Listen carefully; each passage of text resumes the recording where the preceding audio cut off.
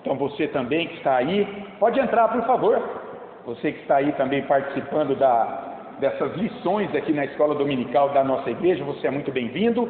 Nós já fizemos aqui a saudação inicial, nós já oramos e nós vamos começar a nossa aula nessa manhã. Bom dia! Que tem um tema muito interessante para as nossas vidas, que é justamente, olha lá, essa pergunta aí: o que é exatamente salvação? O que nós entendemos por salvação? Nós temos estudado este livro, não é? 13 perguntas difíceis sobre Deus, perguntas que todos precisamos conhecer para vivermos de maneira digna e preparados para responder para nós as dúvidas que sobem ao nosso coração muitas vezes e as pessoas que não conhecem a Escritura. E hoje nós vamos ver isso. O que é exatamente salvação? Quais são os objetivos aqui da lição nessa manhã? Alaídes, por favor, você apaga essa luz aqui? Acho que vai ficar melhor para os irmãos verem aqui os slides. Tchau, Júlia, bom dia para vocês, viu? Vão com Deus. Isso. Olha lá, os objetivos da lição nessa manhã, meus amados. Primeiro, entender a salvação em diferentes perspectivas. Nós vamos ver aqui o que muitas pessoas falam sobre isso, quando pensam em salvação. Segundo, entender o alcance da salvação cristã. Alcançou o que na nossa vida, essa salvação? Será que muda somente a vida presente? Terceiro, diferenciar salvação, por exemplo, de prosperidade material, que as pessoas confundem muito. Às vezes, dizendo que salvação é salvação do sofrimento dessa vida, da pobreza dessa vida, de você não ter que ficar doente nessa vida se você é crente. Então, salvação, de maneira mais específica, é isso. Em quarto lugar, louvar a Deus pela salvação cristã. A divisão aqui da nossa lição é muito simples. Uma introdução, o que envolve a salvação do homem. Vamos abrir a nossa mente. A implicação dessa salvação no passado, no presente e no futuro. Não somente aqui e agora, como se fôssemos existencialistas. Como receber essa salvação? Como desfrutar dela nos nossos dias? A gente precisa, isso é uma bênção de Deus, a maior delas para a nossa vida. Ok, como é que a gente vai desfrutar disso de maneira consciente? Uma conclusão e algumas aplicações. Então eu quero perguntar para você, o que é salvação para você? Se você pudesse falar algo sobre isso, o que é salvação para você? Ó, boa palavra, hein? Resgate. Resgate do quê?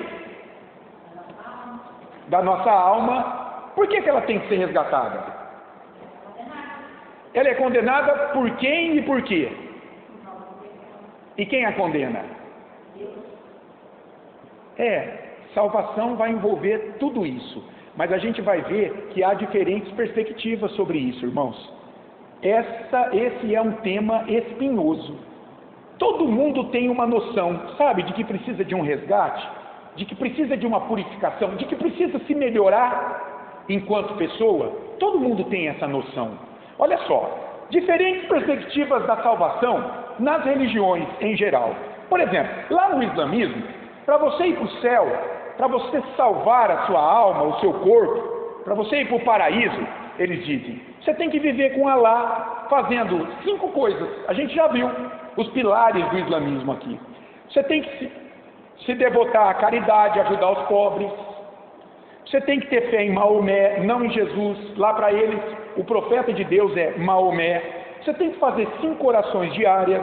Você tem que se devotar ao jejum e tem que visitar pelo menos uma vez na vida Meca, que foi onde Maomé nasceu, para você ir para o paraíso e ser salvo e receber as suas 72 virgens. Então você tem que fazer isso lá. No judaísmo, a salvação ela é vista em termos de redenção pelo Messias, que ainda não veio, não é Jesus.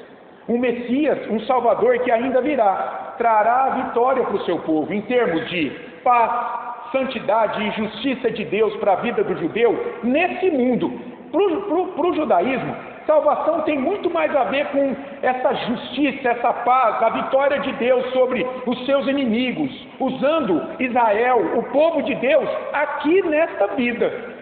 É muito mais uma salvação para cá, para que as promessas das alianças de Deus sejam vistas e concretizadas aqui, por meio do Messias, na vida do seu povo, trazendo uma vida de paz, justiça e santidade, do que uma vida futura. Não, não, é aqui, para eles. Mas não é só. Nas religiões de matriz oriental, as religiões orientais, por exemplo, no budismo, no hinduísmo, eles não têm essa concepção de pecado. Não há pecado, não há inferno, um lugar de tormento físico.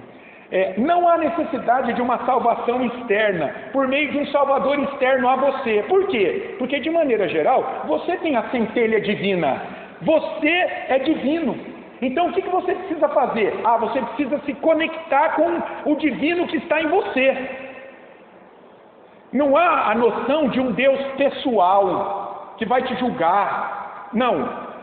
Você é divino, você se conecta com você e você no final da tua vida vai se conectar com um poder divino superior. Por exemplo, o hinduísmo chama de Brahma.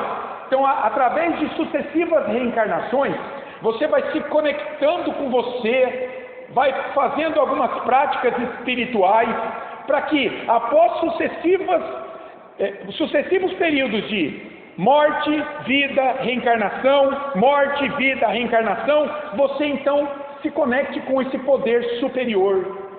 Seja livre, seja liberto dessa vida e das agruras dessa vida, então, em algum momento. Então é uma percepção diferente de salvação. Na religião da nova era, na mesma forma, o que eles defendem? A divinização do eu interior. Você é divino. Você precisa se conectar com você, com o universo, com o divino, com o todo, por meio, novamente, de sucessivas reencarnações, onde você vai se purificando de toda a imperfeição dessa vida. Você vai negando os prazeres físicos, os desejos da tua carne, usando, por exemplo, meditação transcendental, usando, por exemplo, alguns exercícios que trabalham a espiritualidade, como a prática do yoga, e por aí vai. Então, por meio dessas disciplinas, você vai purificando o que há de mal em você, entenderam?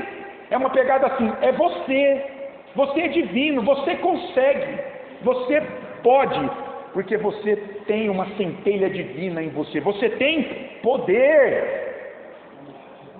E na filosofia, hein? Olá, bom dia, estávamos com saudade de vocês, viu? Tudo bem? Vai lá, a aulinha já começou, vai lá, Katia. Gente, e na filosofia? Os filósofos também têm uma concepção de salvação. Olha lá, Epícoro, um antigo filósofo, ele dizia que a filosofia era a medicina da alma, olha aí, era o conhecimento racional que trazia a cura da alma. E aí, o homem era liberto do quê? Desse mundo, da dor, do sofrimento, do medo da morte nessa vida. Os filósofos, então, Epícoro é um exemplo deles, por meio da razão, então. Ele dizia, olha, a alma está aprisionada pelo corpo, como Platão sustentava. A alma tem que se libertar do corpo, dos prazeres dessa vida, do sofrimento. Então, por meio da verdade que eles concebiam, então eles cresciam no conhecimento da realidade das coisas, como eram, e eles iam se libertando ao fazer uma introspecção. Platão, discípulo de Sócrates, né? Ele dizia que salvação e política se relacionavam, onde pela prática do bem, no uso da sua razão, o homem salva a si e salva a cidade. Salva a cidade, meus irmãos, e salva a si mesmo da ilusão de um mundo material imperfeito. Porque para Platão, esse filósofo antigo, o mundo das ideias, o mundo idealista, era o mundo perfeito, onde o homem alcançava pela razão, pelo conhecimento. Esse mundo é assim, uma fotografia imperfeita do mundo perfeito das ideias. Talvez você já tenha ouvido falar do idealismo de Platão. Ele concebia esse mundo como uma figura imperfeita, feia, de um mundo das ideias, um mundo ideal, mas que não existia aqui, mas que você alcançava pela razão, pelo conhecimento. Então aí sim, a alma se soltava desse mundo, da prisão desse corpo, e alcançava essa plenitude idealista. Salvação para ele. E isso aí, por exemplo, influenciou ideologias em todos os lugares, inclusive na política. Olha só, o que é o marxismo? a ideologia da esquerda, é a salvação da opressão econômica do trabalhador pelo Estado. No marxismo não tem lugar para a igreja, para Deus. O Deus que salva é o Estado, é a política. E ele salva justamente da opressão econômica. Está aí uma ideologia política que também trabalha a salvação do homem economicamente, não é? Você vê a esquerda aí, o populismo, quantas políticas voltadas para essa área, né? O povo pagando tudo isso, e homens, mulheres usando essa política como trampolim para sua autopromoção, no final das contas, porque esses proclamadores da esquerda não são pobres, não. Eles usam o sistema em benefício próprio. Mas por quê? Porque na visão deles, o homem precisa o quê? Ter dinheiro, lutar contra a burguesia, não se sujeitar às ordens do seu patrão, ao sistema mercantil e econômico. Não, vamos à revolução. Então a salvação, nesse sentido, é você vencer toda a opressão econômica. Influenciado também por essa questão da salvação, aqui e agora. E no existencialismo também, uma filosofia. Salvação é o homem, por suas escolhas, tornar-se livre, tornando-se autor da sua própria existência. Dois defensores aí, o Jean Paul Sartre e o Kierkegaard. Então salvação no existencialismo é aqui e agora. Eu sou autor da minha vida, eu tenho poder para mudar minha realidade, eu faço, eu aconteço, eu escolho tornar-me livre do que eu quiser. Veja, irmãos, perspectivas muito distintas do que? Do que é salvação do homem, do que pode trazer a ele pleno contentamento. E vocês perceberam que parece que tudo está focado o quê? Nesta vida. Conseguiram ver isso? Em todas as perspectivas, é aqui. É agora e é algo que está ao nosso redor. É o sofrimento, é a morte, é a dor. Eu preciso pensar em como vencer isso na minha vida. E aí o homem, pela razão, pelo que ele faz, ele se bota a pensar sobre isso. Diferentes perspectivas de salvação. Eu trouxe isso como contraponto, para a gente ver que a salvação cristã é absolutamente oposta a isso, irmãos, embora tenha algumas implicações, mas na sua raiz é absolutamente oposta. E agora então, está vendo esse jovem aí, ó? Poder de Ser, é o nome dessa música, produzida por esse grupo aí, ó, Ondas de Positividade. Eu achei tão legal, eu estava procurando uma música para ilustrar como vem andando as pessoas com base nessas perspectivas, o que vem influenciando a vida delas. Eu quero que você preste atenção nessa música, que eu vou tocar agora. Preste atenção, depois nós vamos comentá-la. Mas preste atenção nessa música, meu amado. Ó.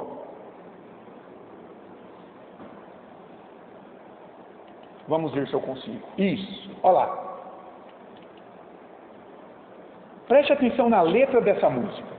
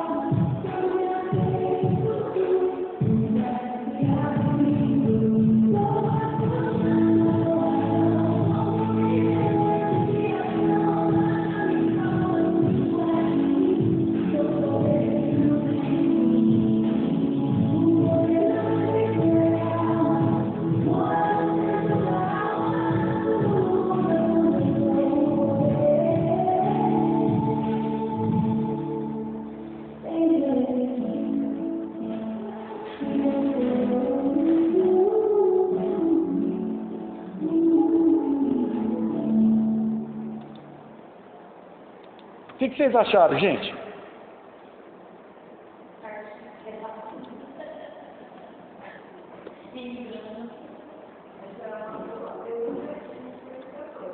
Hã? Sim. Olha só.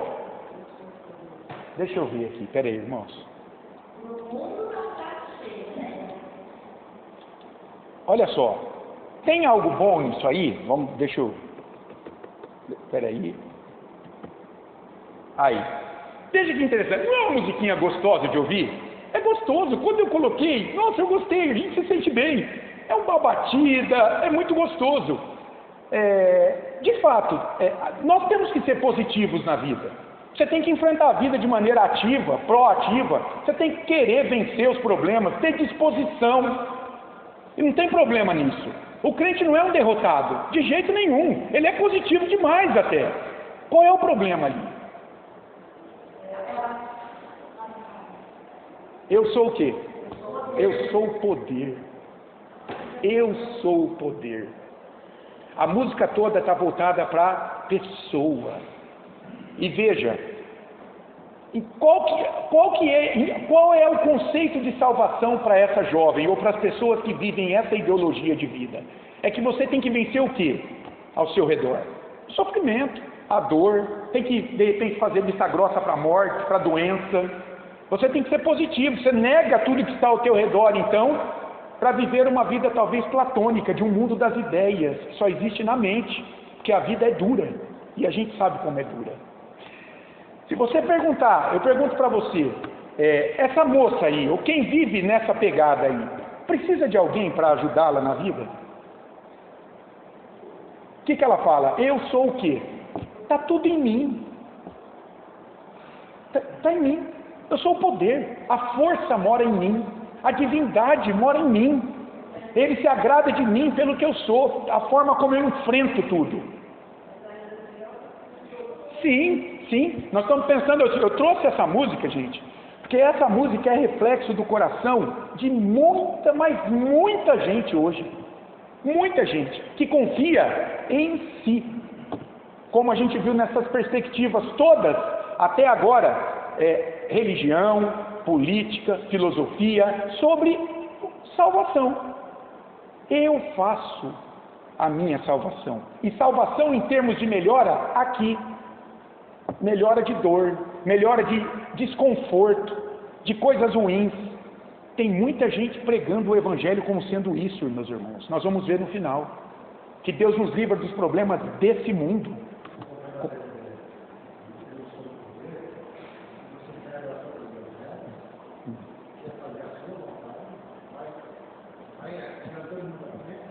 Isso é o poder. E o poder do outro? Como é que fica a convivência do outro que tem poder também? Você desconsidera o poder dele? É uma das implicações, né, Juarez? Então, olha só. Em geral, meus amados, para todas as demais propostas religiosas que não o cristianismo bíblico, o que se rejeita quando pensa-se em salvação? Rejeita-se pecado. Não se fala em pecado. Essa marca espiritual que o homem traz em si e que atenta contra Deus. Isso é rejeitado. Segundo lugar, se rejeita o inferno como um lugar de punição, de tormento para a alma. Isso aí também é rejeitado. Você não vê isso em nenhuma dessas concepções, como um lugar de tormento. Não tem isso. Em terceiro lugar, se rejeita a necessidade de um Salvador externo. Eu sou o poder. Em quarto, sofrimento é algo que pode ser superado com positividade, com negação da dor muitas vezes. Não, isso pode ser superado. Então, salvação, vida boa aqui, é uma vida onde não tem sofrimento, ou então você nega esse sofrimento. Está resumido a isso, a vencer todo o desconforto que vem à minha vida. Eu sou o poder, eu vou vencer, é aqui, é agora. Não existe uma promessa de algo melhor depois. Não, eu quero trabalhar agora. Salvação está muito resumida a isso hoje. Você vê isso em música, nas artes, numa tela pintada. Você vê isso tatuado no corpo das pessoas. Você vê isso em todo lugar. O que Deus fala na Bíblia sobre salvação meus amados. Nós vamos ver isso que é o que interessa. Isso que é o que interessa. Porque a palavra de Deus é a verdade de Deus para a vida humana. Nós temos que entender, então, o que é salvação na Bíblia. Porque mais de 400 vezes o substantivo e o verbo é usado aqui. Salvação e salvar. Então, isso aqui é importante. Na verdade, Gênesis a Apocalipse conta a história da salvação do povo de Deus. Deus revelando quem é o homem e o que ele fez para salvar o homem. Então nós precisamos entender o que envolve a salvação cristã. O que envolve essa salvação cristã? Vai muito além desse conceito ridículo de salvação de um mundo que não conhece Deus. Envolve livrá-lo de uma condição, guarde isso, passada, presente e futura. O homem desconhece quem ele é diante de Deus. Primeiro, a salvação cristã muda a condição espiritual do homem diante de Deus, primeiramente. Segundo lugar, a salvação altera a qualidade da vida presente do homem. Nós vamos ver esse poder aí. Que poder é esse? Está em mim. Ela gera a esperança de uma vida plena no futuro. Então, a salvação tem uma implicação passada, presente e futura. Quer dizer, ela alcança a vida inteira. Uma situação passada nossa, a situação em que vivemos hoje e o que nos aguarda. A salvação cristã, ela é plena, ela é integral, ela supera os problemas do nosso mundo, irmãos. As pessoas, elas vivem uma vida no reducionismo. Os olhos dessas pessoas só conseguem enxergar o que elas veem aqui. É o que Paulo diz lá aos Coríntios. O homem natural, ele não consegue enxergar além do que os olhos físicos concebem. E lá em 1 Coríntios 15, olha o que disse Paulo. Ele disse assim, se a nossa esperança em Cristo se resume apenas a esta vida, nós somos o quê? Os mais infelizes de todos os homens. Porque a nossa esperança está para além do que os nossos olhos veem. Comece a atentar para isso. Deus te chamou para enxergar uma realidade que vai além do que você vê. Uma realidade que começou na tua vida, muito tempo atrás, lá em Adão, teu pai. Uma realidade que passa por hoje, mas que continua depois. E essas pessoas que vivem essa ideologia, essa filosofia, elas conseguem enxergar só isso aqui e agora. Então, primeiro, a salvação cristã muda a condição do homem diante de Deus, a condição espiritual. Por quê? Quem é o homem diante de Deus? O que você acha? Quem é o homem diante de Deus? Ele é poderoso para se salvar? Ele faz e acontece? Ele marca o dia da sua morte? Ele marca o que acontece depois? Foi ele que decidiu nascer na família que nasceu? Foi ele que decidiu ter o emprego que tem? Pensar o que pensa? Ter a saúde que tem? Quem é o homem diante de Deus? A Bíblia diz o seguinte: é um ser condenado e morto pela culpa de seus pecados. Pronto. Todos os homens, sem exceção. Um ser condenado e morto pela culpa de seus pecados. Onde é que a gente vê isso? Por exemplo, Romanos 5,12, meus irmãos. Nós já pregamos. Portanto, assim como por um só homem entrou o pecado no mundo e pelo pecado a morte, assim também a morte passou a todos os homens, porque todos pecaram. Tá bom, e o salário do pecado qual é? A morte. Romanos 6, 23. O homem é um ser culpado diante de Deus pelos seus pecados. Que pecado? O pecado original que ele herdou do seu primeiro pai e que deu conta de muitos outros pecados em suas vidas. Então, os homens pecam porque nasceram pecadores por conta dessa imperfeição que herdamos dos nossos primeiros pais. Não tem como se desvencilhar disso por nós. Pecado original, mais a soma dos pecados cometidos nos condenam diante da lei de Deus. Como resolver isso? Retirando a culpa dos seus pecados ao condená-los em um substituto, no teu lugar. É assim que Deus quis. Paulo fala em Romanos 5 ainda, versículos 8 e 9, olha lá. mas Deus prova o seu próprio amor para conosco, está falando para a igreja, pelo fato de ter Cristo morrido por nós, não pelo mundo incrédulo, pela igreja, sendo nós ainda pecadores. Cristo não morreu por amigos, por perfeitos, morreu por pecadores. Logo, muito mais agora, sendo justificados pelo seu sangue, declarados inocentes da culpa de seus pecados diante de Deus pelo seu sangue. É isso que significa ter sido justificado. Nós seremos salvos da ira de Deus no dia do juízo. A humanidade desconhece isso, que há uma ira de Deus sobre a vida deles, sobre a vida dela. Sem esta declaração de inocência pelo sangue de Cristo diante de Deus. Mas a igreja não, porque a culpa dos seus pecados foi retirada de cima dela, quando essa culpa foi assumida na cruz por Cristo. Nós temos visto isso, para ficar bem claro. Então aí, de culpado para inocente diante de Deus. Em primeiro lugar, a salvação retira essa culpa do pecado nosso diante de Deus. De culpado para inocente. Algo que Deus fez no passado quando fomos justificados. Quando você nasceu de novo pela fé. Quando você creu, entregou a tua vida a Cristo como teu Senhor e Salvador. Aconteceu no passado. Mas a salvação também tem uma atuação presente. Ela altera a qualidade da vida presente do homem. Por quê? Porque ela liberta o homem do poder, da escravidão, do pecado, do mundo e do diabo. Como que Deus faz isso? Pela habitação do Espírito Santo em você, que abriu os teus olhos para uma vida espiritual que você ignorava. Aquela profecia de Joel, capítulo 2, 28, foi cumprida, foi cumprida no Pentecostes.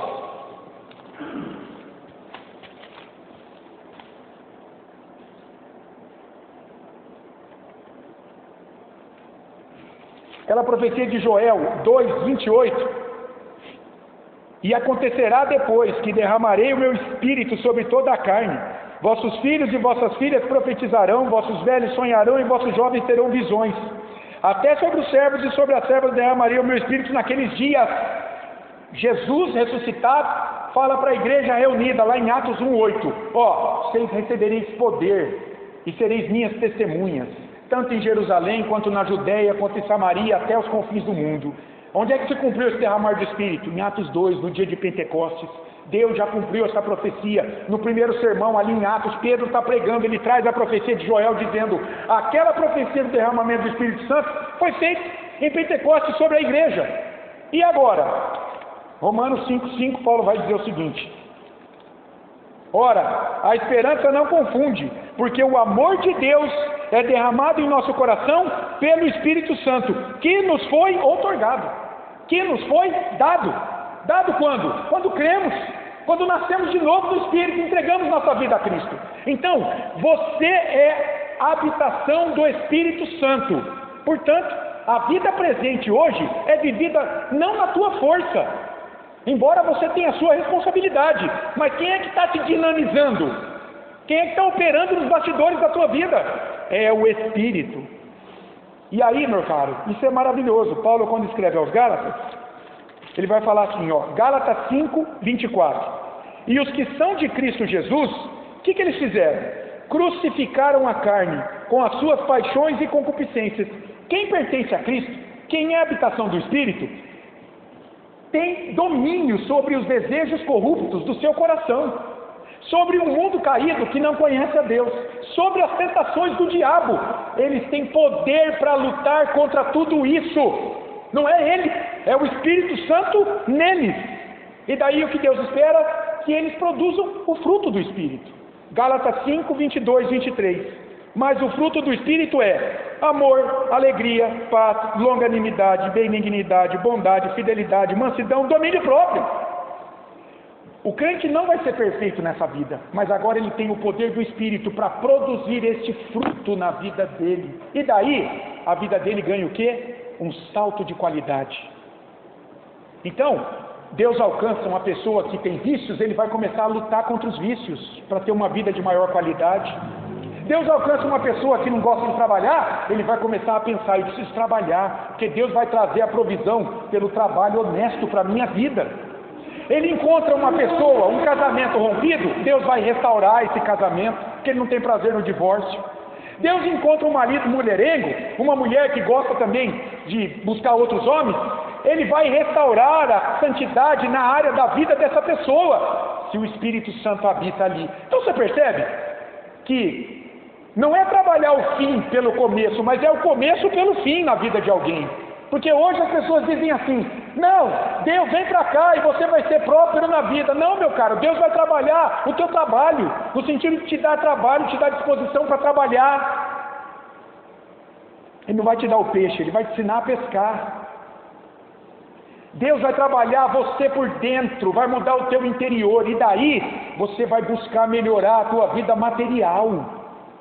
O Evangelho vai além da prosperidade material, meus irmãos. Quem trabalha o Evangelho focado nas bênçãos desse mundo, trabalhando minimamente as coisas, está trabalhando a consequência de uma vida desperta, uma vida nas mãos do Espírito Santo. Nós temos que cuidar da nossa alma, da nossa vida com Deus. Jesus disse: que adianta o homem ganhar o mundo inteiro se ele perder a sua alma? Ou então, a vida de um homem não consiste na quantidade de bens que ele possui. E tem um monte de gente pregando aí que o Evangelho é prosperidade material desse mundo. Está dependendo do quê? Um Evangelho naquelas perspectivas. Uma salvação aqui, dos problemas e agruras dessa existência. O Evangelho te leva além. Entendeu isso? Vocês entenderam isso? O Evangelho, quando entra na vida de alguém, muda. Inclusive o conforto da vida dessa pessoa. Agora, nós vamos ver isso no final. Não necessariamente. Há muitos servos de Cristo, fiéis, salvos, que enfrentam problemas sérios em suas vidas.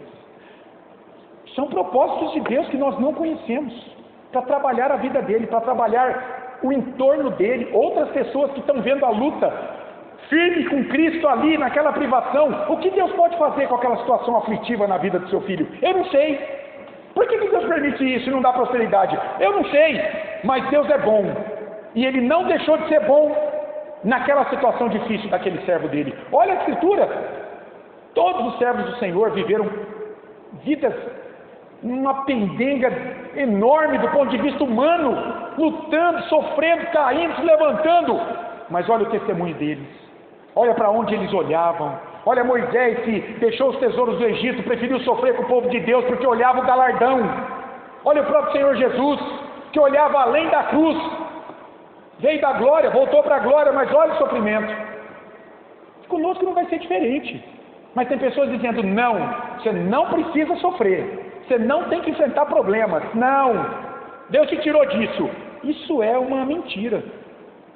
Porque Deus vai usar a tua vida para a glória dele, às vezes levando você a experimentar dor, meu irmão. Porque servir a Deus de barriga vazia, família bonita, emprego, tudo, é muito fácil. Mas Deus quer ser glorificado, às vezes, é na nossa luta. Isso é o Evangelho, esse é o poder de Deus, é o Espírito Santo. Muito diferente dessas propostas. Eu sou o poder. Você viu que música gostosinha? Não parece que a vida é linda? Que nós vivemos Alice no País das Maravilhas? Eu fiquei tão feliz quando eu ouvi essa música, mas aí eu voltei para a vida. Que, por exemplo, eu já enterrei um filho com menos de 4 anos. Que eu luto com problemas na minha saúde. Que eu tenho problemas no casamento, como todo mundo tem. E daí? Cadê o poder em mim para vencer isso? Não. Eu preciso de algo que vá além de mim. Senão eu não dou conta. E você também tem as suas lutas. Vai pensando no que a salvação faz. A salvação é algo estupendo, é algo extraordinário, que vai além de nós, irmãos. A salvação ainda, então, passado tirou a culpa diante de Deus. Presente, o pecado não manda mais em mim. Eu tenho poder sobre ele agora. Muitas vezes eu vou tropeçar, mas o Espírito Santo vai me levantar. Mas ainda há uma perspectiva futura. A salvação gera esperança de uma vida plena no futuro. Como é que você pode querer ter uma vida perfeita aqui num mundo caído, onde o diabo está solto aí, onde tem 1/3 de demônio atentando às pessoas, onde eu sou imperfeito pela presença do pecado em mim? Como é que eu vou querer perfeição aqui? Então, em vez de negar isso, dourar a pílula, é melhor encarar isso com a verdade. Olha o que diz Isaías lá, 800 anos antes da vinda de Cristo, 200 anos mais ou menos, né? Antes do cativeiro de Judá, no século 6, caiu lá em 586. Isaías denuncia o pecado do povo, mas traz esperança para depois. E olha, eu acho incrível o que ele diz em Isaías 25, irmãos. Olha como seriam os dias futuros na vida da nação. Isaías 25, 8 e 9. Tragará a morte para sempre. E Deus, né, fará isso em algum momento no futuro. Tragará a morte para sempre. E assim enxugará o Senhor Deus as lágrimas de todos os rostos, e tirará de toda a terra o opróbrio de seu povo, porque o Senhor falou. Naquele dia, não é agora, vocês vão passar pelo cativeiro, gente, mas naquele dia se dirá, depois, no futuro: eis que este é o nosso Deus, em quem esperávamos, e Ele nos salvará. Olha o verbo no futuro: este é o Senhor, a quem aguardávamos, que vai ser visto ali na figura de Ciro, o libertador. Na sua salvação exultaremos e nos alegremos. Não é na minha salvação, no meu jeitinho agora, é na salvação que esse Senhor trará. Depois nós nos alegraremos e exultaremos. Está percebendo a diferença da salvação cristã? Morte, sofrimento, dor, tudo isso, irmãos, é fruto da queda do homem, é fruto do pecado, algo fora do controle humano que domina a raça, e não acabará até a parousia. Parousia é um termo usado para o retorno de Cristo, segundo a segunda vinda. Quando é que a morte, o sofrimento, a dor, a feiura desse mundo, a nossa imperfeição vai terminar? Como crente, quando morrer, nós vamos plenamente para a presença do Senhor, mas em alma e corpo restaurado também, é só quando Cristo voltar. Até lá, do lado de cá do sol, é imperfeição, meus amados. Isso também nos dá empatia, né, pelos que sofrem. Isso também faz com que a gente não exija o que o outro não pode dar. Às vezes a gente quer perfeição das pessoas, elas não são perfeitas. Todas as religiões ignoram esse poder sobre a vida humana. Poder do pecado. Um mundo caído. As religiões ignoram isso, por quê? Porque dizem: eu sou o poder. O cristianismo, ao contrário, confia na justiça de Deus para vencer esse mal sobre o homem. Foi vencido na cruz. Paulo ali, em Romanos capítulo 8, irmãos, esse texto é maravilhoso. Quando você estiver desanimado, abra lá em Romanos 8. Primeiro, versículo 18. Porque para mim, tenho por certo que os sofrimentos do tempo presente não podem ser comparados com a glória a ser revelada em nós. Vai ser revelada quando? Quando Jesus voltar. Alma e corpo reunidos, plenamente glorificados, vida eterna. Céu. Quando Ele voltar. Agora, versículos 24 e 25. Porque na esperança fomos salvos. Está vendo? Salvação para um mundo sem Cristo é se livrar agora aqui das coisas que te desconfortam. Dá um jeito. O crente foi salvo na esperança do que Cristo fez, do que Ele fará quando Ele retornar. Ora, esperança que se vê não é esperança. Se você está vendo a plenitude da tua vida agora, você não está esperando mais nada. Pois o que alguém vê, como é que espera? Entendeu? Isso aqui é filosófico, né? Se você, como crente, está achando que a tua vida é o supra-sumo agora, que está tudo bem, é isso aqui, louvado, está tudo bem, não tem mais nada para mim, você não foi salvo, porque a salvação é por algo muito maior que ainda virá. É na esperança do que Cristo trará no seu retorno, a plenitude para nós. Isso tem que te alimentar no meio da dor aqui, no meio do sofrimento. Versículo 25. Mas se esperamos o que não vemos, com paciência aguardamos. Cristo trará uma glória indizível, mas é no seu retorno. Aqui nesse mundo, para o crente, é luta, é matar um leão todo dia, confiado não no teu poder, mas no Espírito Santo vivendo em você. Paulo, lá eu não vou ler não, ele fala isso em outras palavras, em 2 Coríntios também, nesse texto aí, 2 Coríntios 4, de 16 a 5, 2. Como receber e desfrutar da salvação? Vamos pensar de maneira prática. Essa salvação tem efeito na nossa vida passada, presente, futura. Tirou a culpa dos pecados diante de Deus, tirou o poder do pecado sobre nós e vai tirar a presença do pecado, toda a nossa imperfeição no retorno de Cristo. Como é que a gente pode receber e desfrutar disso aqui hoje? Veja, para todas as religiões, a salvação é pelas obras humanas, entende? Eu faço, é a minha caridade, é o meu jejum, são as minhas orações, é a minha busca por Deus, é o meu poder enfrentando tudo, derrubando leões, vencendo os muros de Jericó, é eu participando dessa campanha. São 12 semanas para ver 12 pedidos satisfeitos diante de Deus. Onde é que está a força aí? Está em mim. Para o cristianismo bíblico, meu caro, não. É pela graça de Deus mediante a fé em Jesus Cristo. Nunca dependeu de nós. Paulo em Romanos 3, 21, 24, olha o que ele diz. Romanos 3, 21 a 24.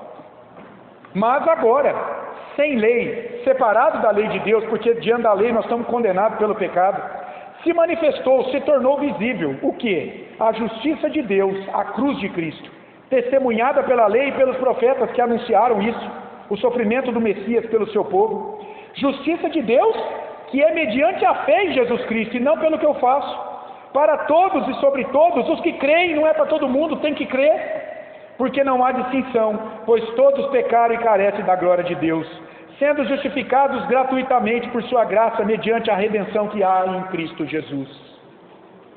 Paulo fala isso em outras palavras, em Gálatas 2,16, sabendo, contudo, que o homem não é justificado, ou seja, declarado inocente diante de Deus por suas obras, pelas obras da lei, e sim mediante a fé em Cristo Jesus.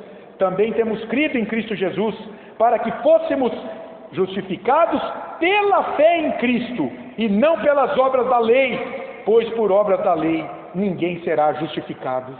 Agora eu te pergunto, por que a salvação não pode depender das nossas obras? Por que você acha, hein?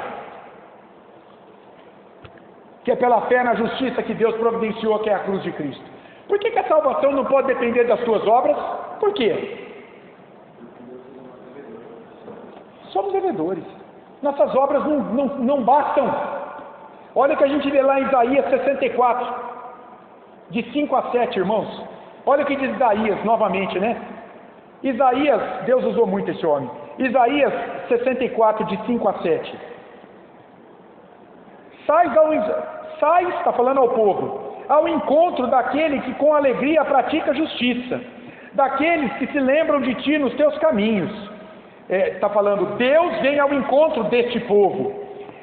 Eis que te iraste, porque pecamos. Por muito tempo temos pecado, e havemos de ser salvos, aqueles que estão clamando por salvação, confiado nas suas obras. Deus está dizendo, vocês pecam e estão pecando há muito tempo. Vocês querem ser salvos confiando em vocês?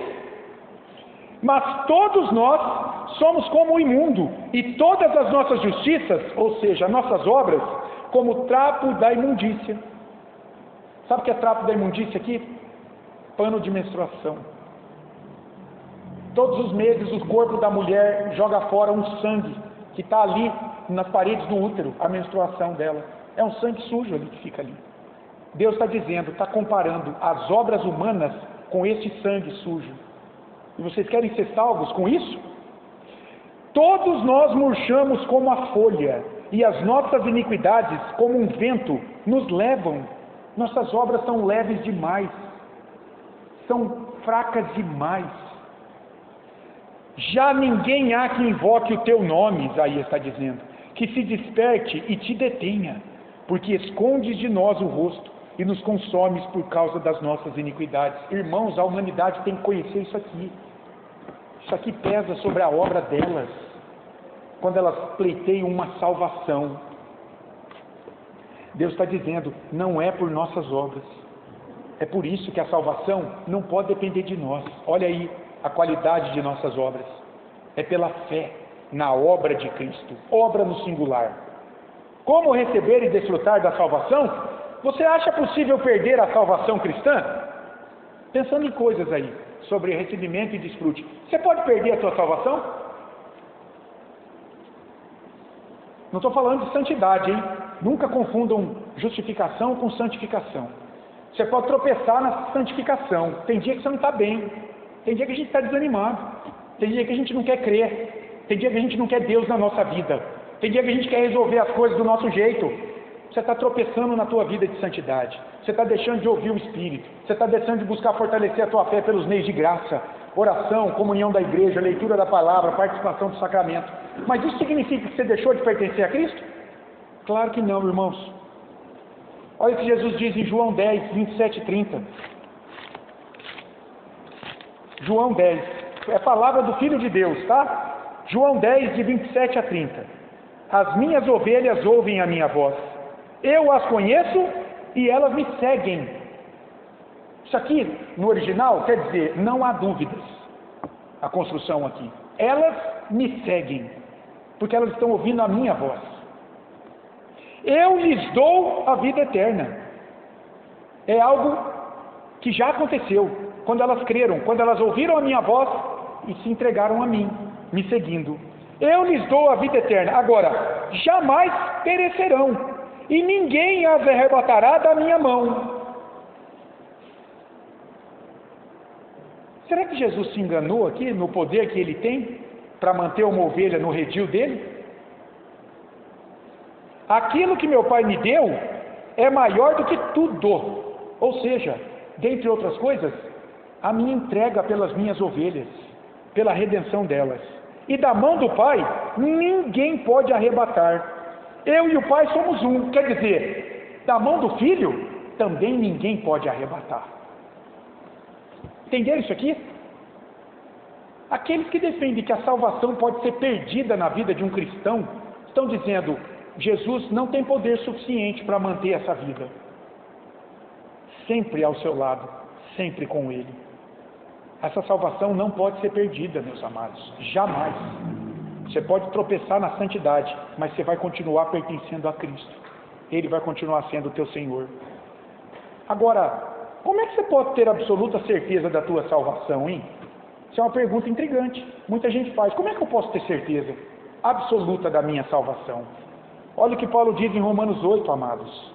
Romanos 8, 31 a 34. Romanos 8, de 31 a 34. Paulo está dizendo assim, ó. Que diremos, pois, à vista dessas coisas? Ou seja, se você olhar anteriormente, ele está falando da obra do Espírito Santo em nós. Que diremos, pois, à vista dessas coisas? Se Deus é por nós, quem será contra nós?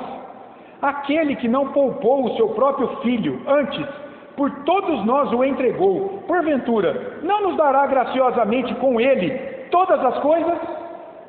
Este mundo glorioso que Cristo conquistou para nós? Quem intentará acusação contra os eleitos de Deus? É Deus quem os justifica, quem os declara inocente, para que ninguém te acuse mais de pecado diante de Deus. Quem os condenará? É Cristo Jesus quem morreu, ou antes, quem ressuscitou, o qual está à direita de Deus, e também intercede por nós. Se Deus faz isso em Cristo hoje na tua vida, como é que você pode perder a tua salvação? Como é que você não tem certeza absoluta da tua salvação? Essa salvação não está baseada no que você faz, no que você fez, no que você fará. Está baseada no que Deus fez por você em Cristo. E daí você pode ter certeza da tua salvação. Qual o efeito da salvação na vida presente? Essa salvação tem efeito aqui hoje na minha vida? Claro que sim. Tem que produzir fruto para a glória de Deus, como resposta de gratidão. Tiago, no capítulo 2, vai dizer que a fé sem obras é morta. A fé verdadeira, a fé salvadora, produz obras de gratidão a Deus. Paulo, em Efésios 2:10, ele vai dizer que Deus por graça nos dá a fé, não para ela ficar inoperante, mas para boas obras, para que produzamos boas obras, não para ser salvo, mas em resposta pela salvação. E Jesus, em João 15:16, ensinou isso. João 15:16, ele está falando aos discípulos: não fostes vós, discípulos, que me escolhestes a mim, Pelo contrário, eu vos escolhi a vós outros e vos designei. Eu vos enviei ao mundo. Para quê? Para que vades e deis fruto, e o vosso fruto permaneça. Boas obras como evidência de uma fé salvadora. Isso vai mudar a qualidade da tua vida. Se for da vontade de Deus, isso vai trazer muito conforto até para a tua vida. Mas acima de tudo, isso vai te trazer paz de espírito, sabendo que diante de Deus você é inocente de todos os teus erros, até o final dos teus dias. Sabendo que você é a habitação do Espírito Santo e sabendo que há uma promessa de um céu glorioso esperando você. Deu para pegar um pouquinho? Rapidamente, irmãos, a gente ficaria aqui semanas meditando sobre esse tema, cada um desses pontos aqui. Mas deu para entender até agora quais são as implicações do que é salvação cristã? Dá para entender que é muito além do que aquelas demais perspectivas religiosas, políticas, filosóficas, que focam em algo externo aqui? Percebe? Salvação, primeiramente, tem a ver com o que Deus fez por meio de Cristo diante dele, ao nos libertar da condenação da sua lei, tirando a culpa de todo o pecado, de toda a tua feiura espiritual. Depois, o empoderamento do Espírito Santo, para que você agora produza fruto para a glória de Deus. E, claro, te dando essa esperança viva de uma redenção plena no retorno de Cristo. Tudo isso está dentro de salvação. É algo que vai muito além de nós e desse mundo aqui, ó, muito além do que o homem precisa ser salvo para as religiões e para a filosofia em geral. Ele tem que ser salvo do sofrimento, da morte, dessa vida imperfeita aqui. E o caminho para essa salvação é obras humanas. Ora, pelo conhecimento, a razão, ele vai conhecer a si mesmo. Ora, é conectando-se à mãe natureza. Ora, é conectando-se à centelha divina que está em você, para que no final das sucessivas reencarnações, você então alcance essa unidade com o todo, com o poder, com o universo, que é algo impessoal, é uma força cósmica. De maneira geral é isso. Conecte-se com você, com o teu poder, conecte-se com algo superior, você não sabe o nome, mas está por aí. O cristianismo não tem nada a ver. Do que o homem precisa ser salvo? O cristianismo bíblico, da culpa, do poder e da presença do pecado. Isso não é feito por nossas obras. Isso é pela graça de Deus, mediante a fé em Jesus Cristo. Entenderam isso? Deu para compreender a grandeza da salvação cristã? O que é salvação? Muita gente fala assim: você é crente, rapaz, você é firme com a igreja, mas você está sofrendo até. Não entendeu as dimensões da salvação. Às vezes você mesmo se diminui Deus, diminui a cruz de Cristo no meio da dor, do sofrimento, questiona a bondade de Deus. Você não entendeu ainda o alcance da tua salvação.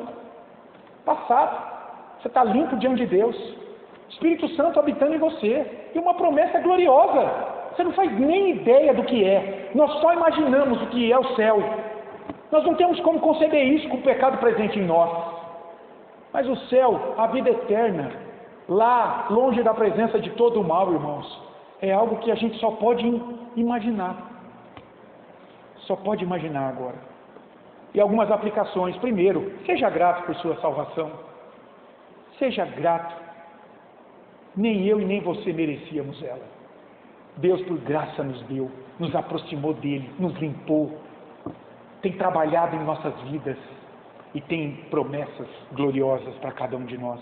Segundo lugar, ore a Deus, peça que Ele lhe mostre áreas da sua vida que precisam de maior santificação na produção de obras. Nós todos temos lutas, uns mais, outros menos. Tem áreas que a minha vida corre bem, tem áreas que eu tenho que lutar mais. É assim mesmo, irmãos. Ore a Deus: Senhor, me ajuda, Teu Espírito está em mim, Ele é o meu poder hoje, é o Teu Espírito habitando em mim. Então, santifica-me, Deus, nessa área, seja ela qual for. Ore, peça isso em oração a Deus. Terceiro, ore a Deus e peça que lhe dê oportunidade para apresentar a salvação de Cristo àqueles que não a conhecem. Irmãos, quantas pessoas nessa vibe aí, ó, daquela musiquinha, muita gente, mas muita gente, Nós não conhecemos os eleitos. A gente sabe que a porta da salvação, Jesus falou, ó, é estreita, e a porta que conduz ao inferno é larga. Mas nós não sabemos quem vai para um lado e quem vai para o outro. Então a nós nos compete o quê? Pregar, evangelizar, se estender a mão para fazer uma oração. Ô fulano, você está numa situação difícil? Deixa eu orar por você. Outro dia o Alaídes deu, eu falo isso para a glória de Deus, não para ele, mas para a glória de Deus, usando ele. Ele compartilhou na reunião de oração aqui, o que ele fez na vida de um empresário, um homem lá todo destruído, sem conhecer essa salvação cristã. E ele falou, Senhor, eu vou orar pela vida desse homem. Ele orou, uma coisa tão simples, qualquer um de nós faz isso. Deixa eu fazer uma oração pela tua vida. Ó Deus, o Senhor conhece o sofrimento desse homem, abre os olhos dele para Cristo, para a salvação que Cristo trouxe, para ele enxergar que ele pode encontrar alegria, algum prazer, mesmo enfrentando toda essa agrura que ele vem vivendo nesse momento. Estenda a mão para orar por alguém, convide a pessoa para vir à igreja, para que Deus trabalhe a vida espiritual dela. E por fim, preste atenção nisso, meu irmão. A salvação cristã tem a ver com uma condição espiritual renovada diante de Deus, e que não necessariamente, eu digo não necessariamente, porque se Deus quiser Ele dá, se reflete na mudança material dessa vida, como muita gente defende. Se você é pobre, você está com problema com Deus. Se você tem doença, é porque você não confessou pecado, a tua fé está fraca. Muita gente prega isso. Não atrele a tua salvação à sua presente condição de vida. Não atrele isso à tua presente condição de vida. Você pode ser um filho de Deus, mesmo tendo um trabalho simples a vida inteira. Qual o problema? Sua salvação está além disso. De outro lado, você pode ser um filho de Deus, tendo riquezas, porque Deus se alegrou em te dar isso. Por que um de um jeito ou do outro? Não sei. Isso é com Deus. Mas o arroz com feijão Ele te deu, para os dois, para o rico e para o pobre, que é você estar salvo da condenação diante de Deus. Entendeu isso? Isso é grandioso quando a gente entende. Aí a gente consegue se relacionar bem com as lidas, com as durezas dessa vida. Tá bom? É uma tristeza, viu? Quando as pessoas relacionam prosperidade nessa vida com caminhada com Deus. Estão negando, inclusive, a vida de Jesus, que nunca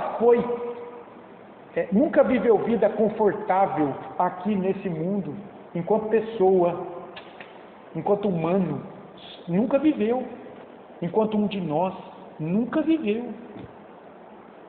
E Jesus era o próprio Deus encarnado. É uma loucura quem defende isso, né? Quem prega isso. Olha, se você caminha com Deus, então você tem que ser próspero do ponto de vista material. Teus sonhos serão realizados. Quem falou? Deus fará se Ele quiser. O Nicodemos diz isso, o arroz com feijão Deus promete salvação. O pudim, que é o conforto dessa vida, só se Deus quiser. E aí é com Ele, meu amado. Mas o mais importante, você já tem. Tá bom? Essa aqui era a aula dessa manhã e olha só, vamos ver quanto tempo ela durou. 1 hora exato agora. Vamos orar para encerrar aqui a nossa aula? Eu vou pedir para o nosso irmão Juarez, você pode vir orar aqui para encerrar, meu irmão, por favor? Olha a Deus aqui, meu irmão, por todos nós. Encerrando a nossa aula.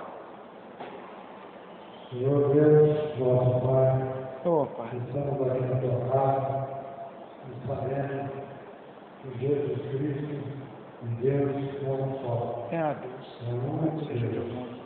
E é mediante a Ele que nós temos a salvação. Obrigado, Senhor.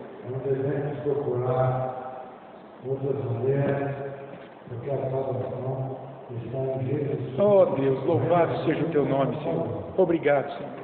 E que o Senhor possa abençoar o nosso pastor, Amém. que possa administrar bem o tempo, que é o desejo dele mesmo. Amém. Ajuda-me, Senhor, em nome de Jesus. Aqui que veio, na tua casa, Oh Deus. Amém. que nós possamos aplicar a nossa vida. Amém. E nos abençoe a cada um com a tua presença e nos leve para a nossa casa na semana. Amém, Senhor. E sabendo que o Senhor é Deus. Aleluia. E em nome do amor de Jesus Cristo, nós oramos e agradecemos. Amém. Amém. Um bom domingo a todos, que Deus os abençoe e até a noite, se Deus quiser.